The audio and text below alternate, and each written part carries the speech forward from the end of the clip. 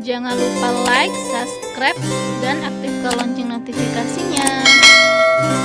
Assalamualaikum, welcome to my channel. Berjumpa lagi dengan saya Miftah, teman-teman.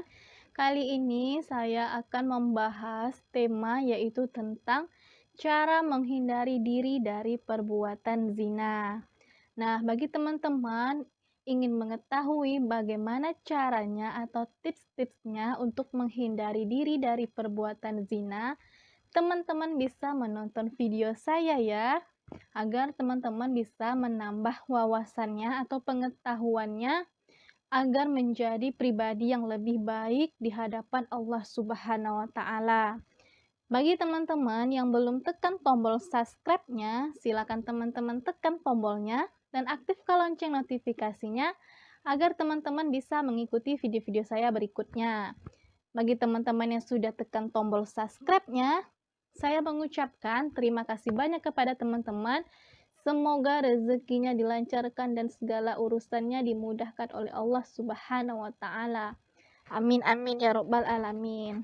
Nah, teman-teman, untuk tidak memperpanjang pembukaan saya, langsung saja saya akan menjelaskan beberapa tips untuk menghindari diri dari perbuatan zina. Sebelum saya memberitahukan teman-teman beberapa tips cara menghindari diri dari perbuatan zina, saya akan menjelaskan dulu beberapa penjelasan, yaitu agama Islam ini adalah agama yang memiliki nilai-nilai kebaikan seperti kemurnian, kesucian, kehormatan, dan kemuliaan. Nah, segala nilai kebaikan ini harus kita jaga, teman-teman. Allah melarang kita untuk melakukan kemaksiatan, baik yang tampak maupun yang tersembunyi. Dan ini Allah tegaskan dalam firman-Nya, "Katakanlah Muhammad, Robku hanya mengharamkan segala perbuatan keji yang tampak dan tersembunyi." Dan ini terdapat di dalam Quran surat Al-A'raf ayat 33. Seburuk-buruknya kemaksiatan yaitu perbuatan dosa zina. Kenapa begitu, teman-teman? Karena perbuatan zina ini akan berdampak buruk bagi kehidupan kita ke depannya. Salah satu dampak buruknya itu adalah kehinaan, kefakiran, kecelakaan, penyakit, dan merusak nasab, dan juga mendapat murka dari Allah Subhanahu wa Ta'ala. Untuk itu, teman-teman, kita harus menjauhi yang namanya perbuatan zina, karena itu adalah perbuatan yang sangat merugikan diri kita sekarang dan nantinya. Karena mempertimbangkan begitu banyak keburukan-keburukan dari perbuatan zina ini, perhatian Islam itu sangatlah besar, teman-teman.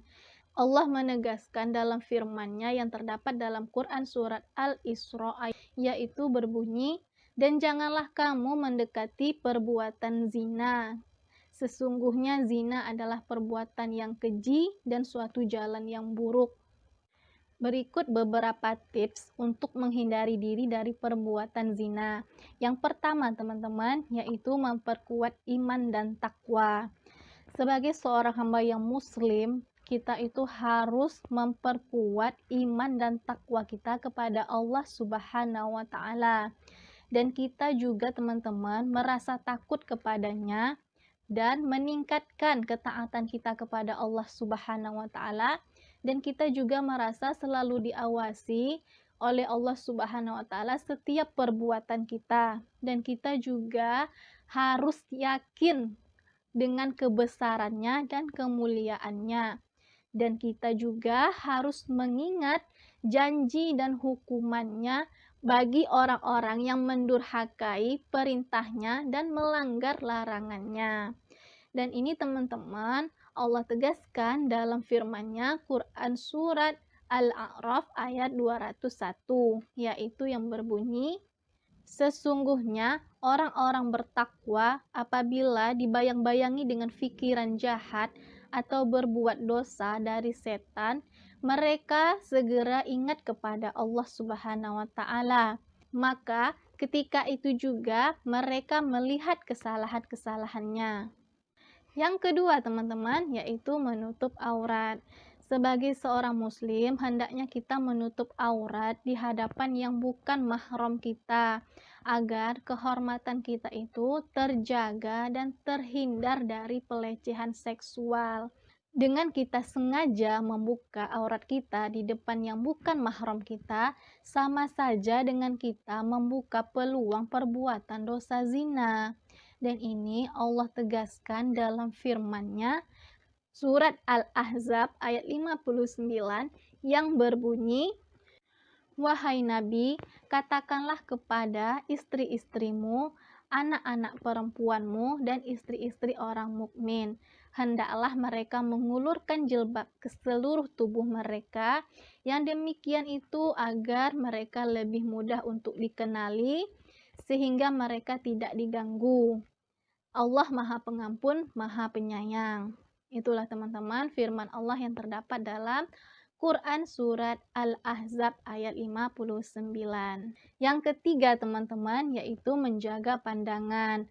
Pandangan ini adalah teman-teman pintu pertama masuknya setan untuk menggoda manusia agar terjerumus kepada kubangan dosa zina.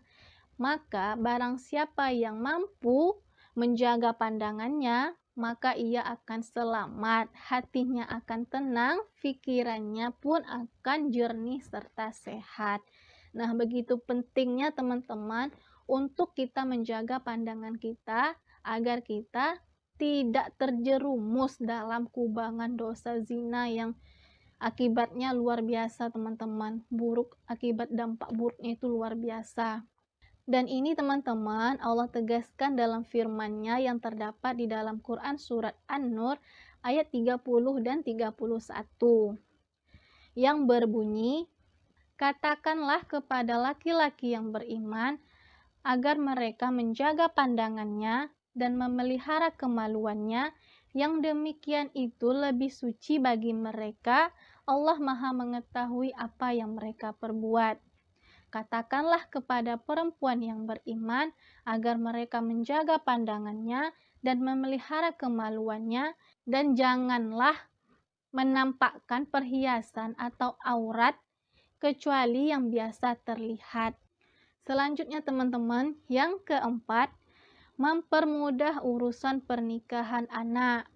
Nah, di sini teman-teman, hendaknya pada setiap keluarga, terutama wali, yaitu harus mempermudah urusan pernikahan putra-putri dan sanak saudara demi tertutupnya pintu perbuatan zina. Dan ini teman-teman Allah tegaskan dalam firman-Nya Quran surat An-Nur ayat 32. "Dan nikahkanlah orang-orang yang masih membujang di antara kamu dan orang-orang yang layak untuk menikah dari hamba-hamba sahayamu, yaitu laki-laki dan perempuan. Jika mereka miskin, Allah akan memberi kemampuan kepada mereka dengan karunia-Nya, dan Allah Maha luas pemberiannya, Maha mengetahui." Selanjutnya teman-teman, yang kelima, janganlah memperbincang-bincangkan atau membicarakan hal-hal yang keji. Bagi setiap muslim teman-teman, kita harus menjauhi pembicaraan atau perbincangan yang membahas hal-hal yang keji atau hal-hal yang buruk. Karena dengan kita senantiasa mendengarkan hal-hal yang buruk, itu akan berefek buruk bagi hati para pendengarnya. Dan ditakutkan orang yang senantiasa mendengarkan hal-hal yang buruk tersebut teman-teman, itu mereka akan menganggapnya remeh dan dibiarkan begitu saja. Nauzubillah min zalik teman-teman. Jadi kita harus menjauhi atau sedemikian rupa kita tuh tidak membicarakan hal-hal yang negatif, hal-hal yang keji yang sangat dibenci oleh Allah Subhanahu wa taala. Allah menegaskan dalam firman-Nya Quran surat An-Nur ayat 19, "Sesungguhnya orang-orang yang ingin perbuatan keji itu atau berita bohong tersiar di kalangan orang-orang yang beriman, mereka akan mendapatkan azab yang pedih di dunia dan di akhirat." dan Allah Maha Mengetahui sedangkan kamu tidak mengetahui. Selanjutnya teman-teman, yang keenam yaitu bergabunglah dengan orang-orang soleh. Dengan kita bergabung dengan orang-orang yang soleh teman-teman, itu akan menimbulkan efek yang positif bagi kehidupan kita.